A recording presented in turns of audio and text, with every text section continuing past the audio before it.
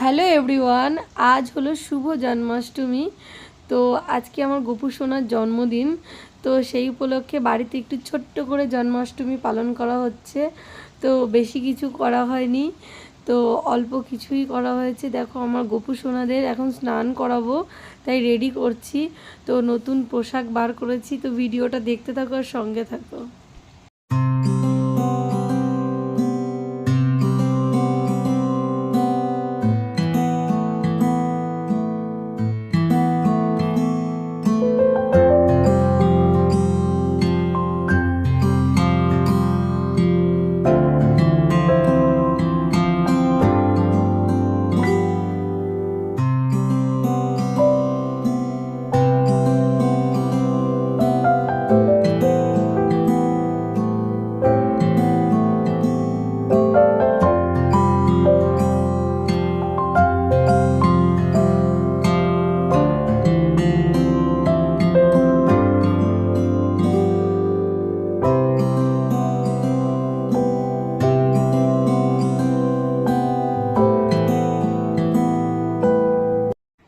তিনটে গোপালের ভেতরে ছোট্ট যেই গোপালটা, ওটা আমি সুরাট থেকে নিয়ে এসেছি।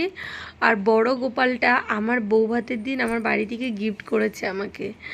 এই বড় গোপু সোনাকে আমাকে দিয়ে গেছে। আর এই ছোট্ট গোপালটা ওটা আমার শাশুড়ি মায়ের। তো আমার শাশুড়ি মা পুজো আচরা করতে ভীষণ ভালোবাসেন। তো প্রত্যেক বছর আমাদের বাড়িতে জন্মাষ্টমী ভালোই বড় করে পালন করা হয়। তো এখন আর উনি নেই, তো সেই হিসাবে ছোট করেই করা হয়, যতটা পারি ততটাই করি। তো চেষ্টা করি ভগবানকে, প্রভুকে ভালো করে একটু সেবা দেওয়ার চেষ্টাই করি। তো প্রভুর এখন স্নান করা হয়েছে, ফুল দিয়ে প্রভুকে এখন স্নান করাচ্ছি। আমি তো ভীষণ খুশি। আর ভগবানকে একটা ধন্যবাদ জানাই যে আমি যে তোমাকে সেবা দিতে পারি, এর থেকে আর পৃথিবীতে আর কিছু হয় না। এই সুযোগটাই কজন পায়? এই সুযোগটা ভগবান অনেকজনকে দেয়ই না, যে ভগবানকে সেবা করার। তো ভগবান আমাকে সেই যোগ্য ভেবেছে, তাই প্রভুকে আমি সেবা দিতে পারি। তো আমি ভীষণ খুশি আর নিজেকে বহুত হ্যাপি মনে করি যে ভগবান আমাকে সেই জায়গাটা দিয়েছে।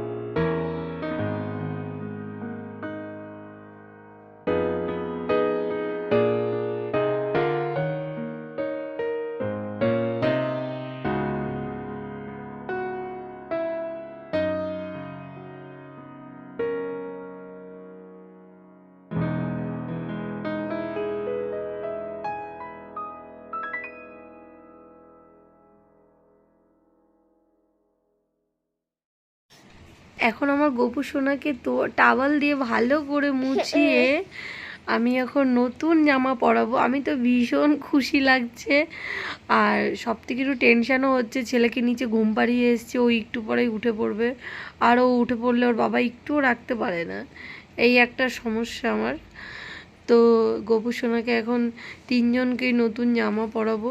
আর দোলনাটাকে চেষ্টা করেছি একটু ভালো করে সাজানোর জন্য, তাড়াহুড়োর মধ্যে কি করে এত ভালো করে সাজাই। তো যাই হোক, এই ছোট্ট গোপু সোনাকে আমি সুরাটে গেছি, একটা স্টোরে গেছি, দেখছি ছোট্ট গোপু সোনা এখানে বিক্রি করছে। আমার দেখে এত ভালো লাগলো, তাই আমি ওই ছোট্ট গোপু সোনাকে আমাদের বাড়িতে নিয়ে এসেছি। আমার শাশুড়ি মা দেখে খুব খুশি হয়েছে। তো আমাদের দুজনের খুব ইচ্ছা ছিল আমরা যদি কোনো দিন বৃন্দাবন যেতে পারি, একটা ছোট্ট গোপু সোনা নিয়ে আসবো আর একটা। তো এখন তো উনি নেই।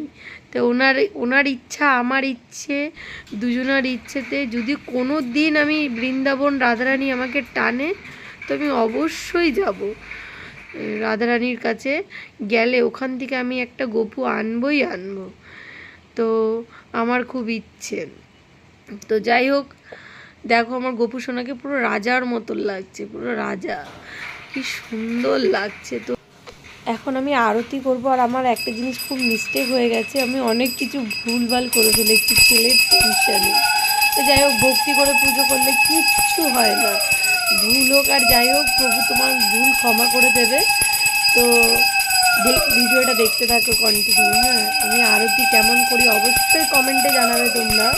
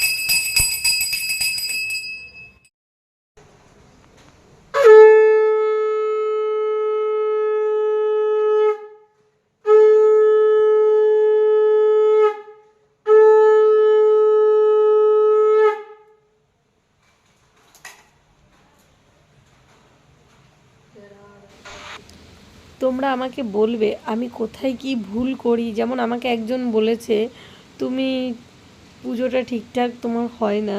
তো আমার কথাটা শুনে সত্যি খুব খারাপ লেগেছে। আমি মনে করি পুজো করতে গেলে কিচ্ছু লাগে না, ভক্তি মানে ভক্তি সবথেকে বড় প্রয়োজন। তা আমি ভক্তি দিয়ে ঠাকুরকে ডেকেছি, পুজো করেছি, আর কি চাই? প্রভু আমার কাছ থেকে আর কিছু চাই না, শুধু একটু ভক্তি ভালোবাসাই চাই। শুভ জন্মাষ্টমী।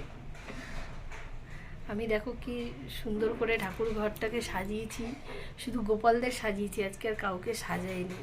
কালকে বাড়িতে অনুষ্ঠান আছে তো, তাই আজ কোনো মানে সব ঠাকুরকে ভালো করে সাজাতে পারিনি, দেখতেই পাচ্ছ। অন্যদিন যেমন ফুল দিয়ে খুব সুন্দর করে সাজাই, আজকে ঠিক তেমন ফুল দিয়ে সাজালাম না। কালকে আমাদের বাড়ি সৎসঙ্গ আছে, তাই আর আজকে সাজালাম না। তো তোমরা বলবে ভিডিওটা কেমন লাগলো, ভালো লাগলো, খারাপ লাগলো, অবশ্যই কমেন্ট করে জানাবে। নেক্সট একটা ভিডিও আসছে জন্মাষ্টমী, দেখতে থাকো, সঙ্গে থাকো।